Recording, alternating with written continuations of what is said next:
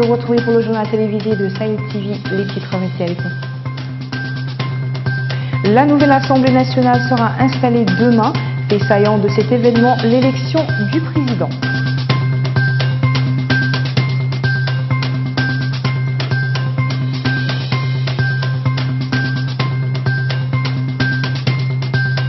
Le G5 Sahel s'investit dans le développement, un projet de sécurité alimentaire axé sur les ressources agro-pastorales dans la région sera élaboré prochainement.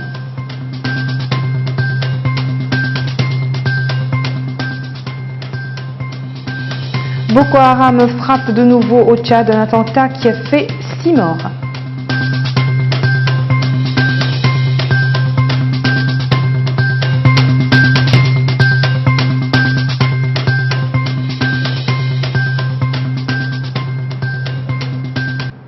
Voilà pour le titre, merci de vous joindre à nous. Les nouveaux députés de l'Assemblée nationale font leur entrée demain dans l'hémicycle. Ils vont élire le président de l'Assemblée une fois installé dans son fauteuil. Ce dernier devrait superviser l'élection des autres instances de l'institution parlementaire. Compte rendu signé Sid Ahmed Beliladou. Comme le veut la tradition parlementaire, c'est le premier lundi du mois d'octobre que s'ouvre la première session ordinaire de l'Assemblée nationale. Il est fort à parier que la session de demain ne sera pas comme les précédentes. Elle sera houleuse et à suspense. Hormis le poste de président qui serait déjà connu, l'élection du bureau de la nouvelle Assemblée, des membres des commissions parlementaires et la questure donnent l'occasion à des tractations intenses où les députés font souvent monter les enchères. Certains, en la circonstance, s'adonnent à toutes sortes d'alliances parfois contre nature pour atteindre leurs objectifs. La bataille s'annonce rude entre la majorité et l'opposition, d'autant plus que la nouvelle Assemblée paraît être la plus inclusive qu'ait jamais connue la Mauritanie. Pour la première fois, tous les partis politiques, les plus représentatifs en tout cas, ont fait leur entrée à l'hémicycle. La nouvelle législature s'ouvre dans un contexte politique marqué par des perspectives politiques majeures. Une rumeur persistante sur une proposition de loi émanant de l'Assemblée pour des amendements constitutionnels. L'élection présidentielle de 2019 qui pointe à l'horizon et surtout l'examen du budget pour l'année 2019. L'ambassade américaine a félicité le peuple mauritanien pour ce qu'elle a appelé la participation pacifique lors des dernières élections législatives, régionales et municipales organisées les 1er et 15 septembre dernier. L'ambassade a également félicité les nouveaux élus, réaffirmé son appui aux institutions démocratiques et sa disponibilité à poursuivre sa coopération afin d'aider le peuple mauritanien, dit-il, à renforcer ses institutions. Les experts des 5 pays du Sahel ont tenu ce dimanche à Nouakchott une réunion préparatoire de la conférence ministérielle de ce groupe prévue mardi. Cette réunion est destinée à élaborer les recommandations à même de réaliser un projet de développement capable de répondre aux aspirations des peuples de la région en profitant de leurs ressources agricoles, halieutiques et animales pour la sécurité alimentaire. Au cours d'une conférence de presse tenue ce week-end par le parti El Mustaqbal, Saloum Valoumou, tête de liste de Nouakchott à la députation, a déclaré que la décision du Conseil constitutionnel débutant El Mustaqbal n'est pas fondée en droit et les partisane est donc nulle et non avenue. Cette conférence de presse intervient au lendemain du verdict rendu par le Conseil constitutionnel suite à un recours introduit par le candidat Mohamed Ould El-Zenzim à la députation de Nouakchott contre le candidat d'El Mustaqbal. L'envoyé spécial des Nations Unies pour le Sahara occidental propose au Maroc et au Front Polisario ainsi qu'à l'Algérie et la Mauritanie de se retrouver les 5 et 6 décembre prochains à Genève. C'est la première fois que les acteurs du conflit se retrouveraient autour d'une table depuis 2012.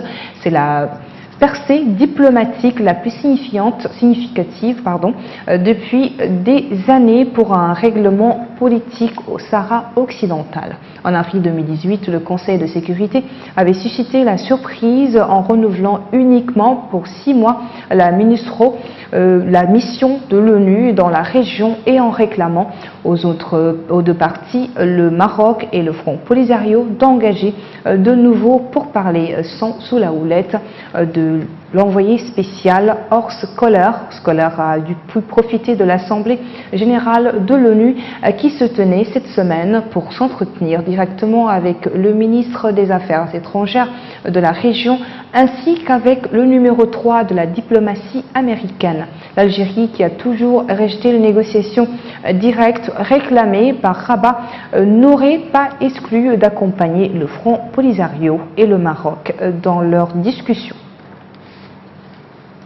Plusieurs milliers de personnes ont marché dans les rues de Ouagadougou samedi lors de la première grande manifestation de l'opposition contre le pouvoir du président Roch-Marc Christian Kaboré, demandant notamment une réponse aux attaques djihadistes qui ont fait près de 120 morts en 3 ans. Le nord et l'est sont particulièrement touchés alors que Ouagadougou a été frappé à 3 reprises.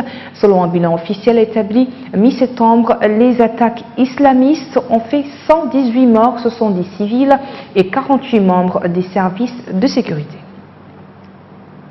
Toujours dans l'actualité internationale, 6 personnes dont 2 militaires ont été tués samedi dans une attaque sur les rives tchadiennes du lac Tchad. C'est le groupe islamiste Boko Haram qui serait l'auteur de l'attaque. Une source sécuritaire tchadienne a indiqué que 17 éléments de Boko Haram ont été abattus par l'armée. Récit signé Hamaoula Jagana.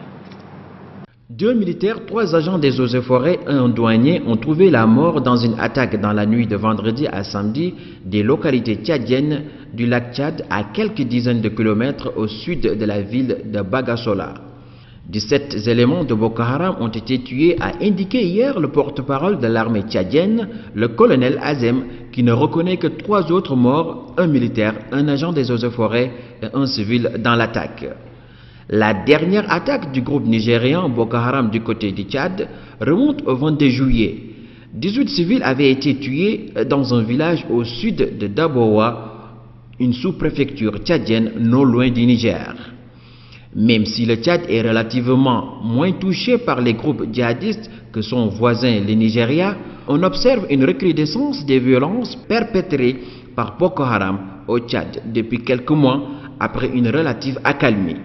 L'armée tchadienne, au sein d'une force multinationale mixte qui rassemble des forces de la sous-région et des comités de vigilance, tente de repousser les djihadistes de Boko Haram qui ont débuté leur percée au Tchad en 2015.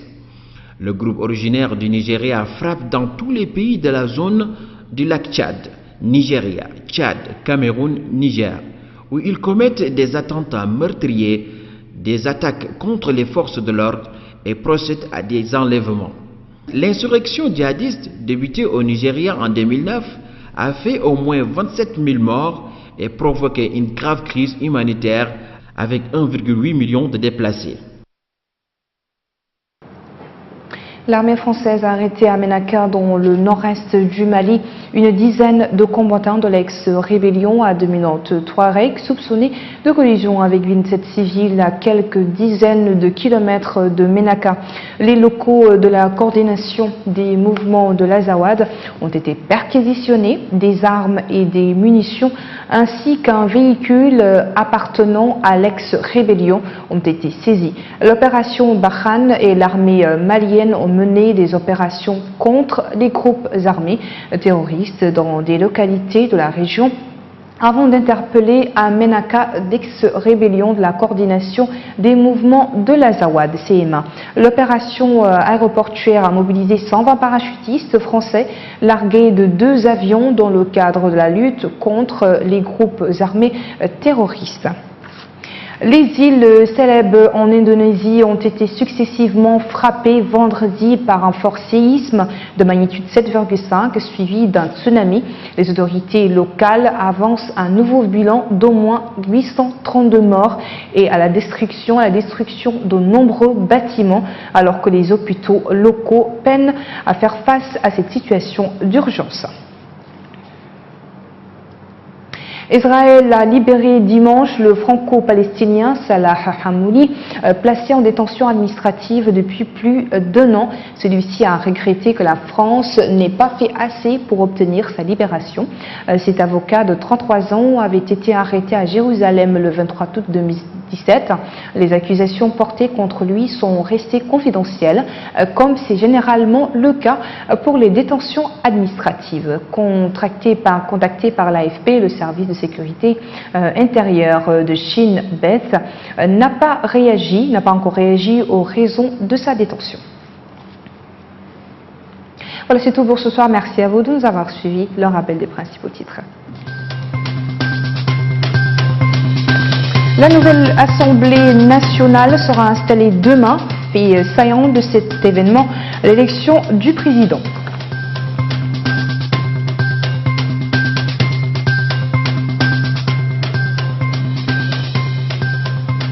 Le G5 Sahel s'investit dans le développement. Un projet de sécurité alimentaire axé sur les ressources agro-pastorales dans la région sera élaboré prochainement.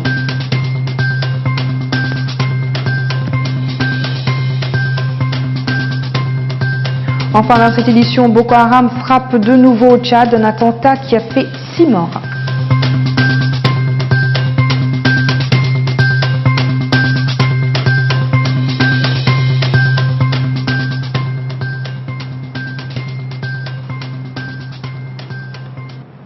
Merci de votre fidélité et bonsoir.